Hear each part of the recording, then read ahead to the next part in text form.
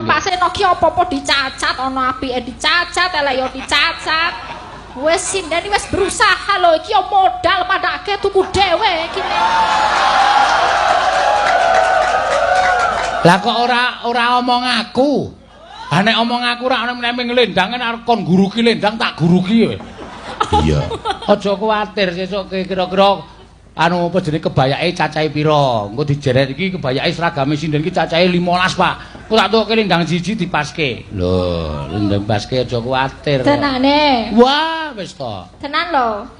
Tenan lho. Tenan aku ora gelut karo Mbak Tatin. Apa? Engko gelut karo Mbak Tatin. Lho, Tatin ora lendang, Tatin nek lendang ora wangun, korden.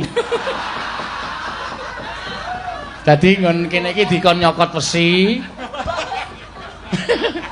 Cangkeme kon nyokot wesi terus nang kono. Reketek dibuka. Padahal cantik ya iki sinden sejati ya Mbak Tatin wangun tenan demes kok gorden padake ya. Engko diseneni, Mbak. Iya, iki mengeti utawa tasakuran sapa? Tasukuran Pak Haryono. Pak Haryono. SH terpilih sebagai Kepala Desa Kiritirta. Kepala piye? Ya. Nah, kepala tengah babak bundas. Kepala. Nggih, mustakanipun desa menika nggih kula ngaturaken sugeng apa ambal warsa dudu Dek. Derek Mangayu Bagyo. Derek Mangayu Bagyo.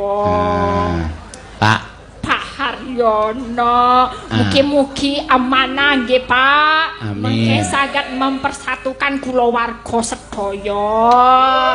Nggih, mengke ngurip-urip kesenian wonten mriki. Mugi-mugi sedaya rezekinipun nggih saged lancar, bersatu, rukun, sayuk-sayuk, eman-eman. Ayo, pun tinggi mawon mboten sak rasa do repot wong kula niku ngrasake suarane we mumet ndasku. Iya, sayuk.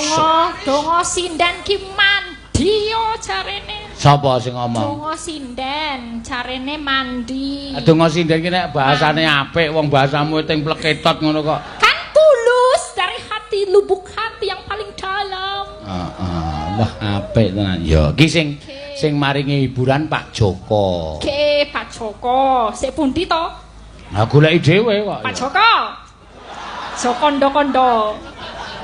Pak Joko kula wonten mriki, ajeng nyanyi kalih kula mboten. Alah 20.000 mawon. 20.000. Iya, kok leme ngecer banget 20.000. Iya. Pak Joko kok nyawer kok 20.000 Pak Joko. Iya, piyayi pemborong kuwi. Iya. Pemborong napa? Ya werna-werna kok apa-apa. Aku arep di semen apa piye? Ya acul di semen kapian akune. Mbok menawa sesuk ana monumen sinden kuwi wis sesuk nek rasah dipendem terus dicor. Oh dicicil ket saiki ya. Nembang apa sa? Wau wonten pamundutan wae wonten pantun-pantun wae nyuwun napa? Oh iya iki apa? Salam sobat ngebiar saking kagem Mbak Elisa. Iya. Salam kembali. Gubuk asmara. Gubuk asmara. Wah, sajake karo kowe wis nganti kedanan iki saiki. Lah kok kedanan? Sari manis gula aren. Senyum kamu manis lebih manis dari yang kemarin. Terus beli itik di pasar Gombong. Kamu cantik enggak sombong. Wow, makasih. Aduh. Wahyu Mahkota Rama. Apa? Dengar pantun kamu, aku terkesima.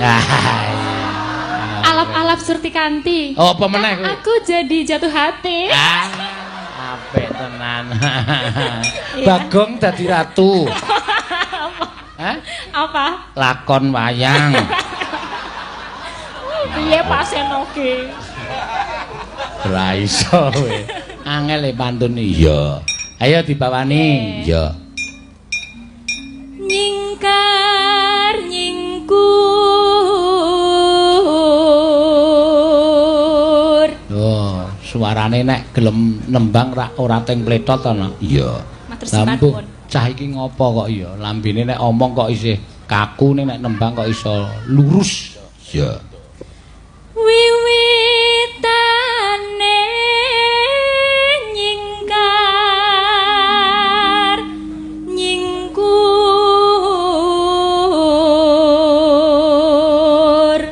Derek Mangayu Bagio terpilih Nyapak Haryono, terpilih jadi Kades Giritirto Purwosari. Nyuwun lagu Liwung Mbak Prastiwi dan Mbak Tatin. Oh iya. Saking kula Aibda Totok Samsat Gunung Kidul. Wah lagi katur dumateng sedaya pamirsa TNI Polri yang kompak. Ya, matur sembah nuwun. Ana diting. Ya. Aja dowah-owah engko ndak sing arep nembang liwung kuwi gali-galining sinden. Sing nguasai Ngayogyakarta wilayah kidul. Iya. Ya. Lingsem yen ke mutan Neno lelampahan kang kapuri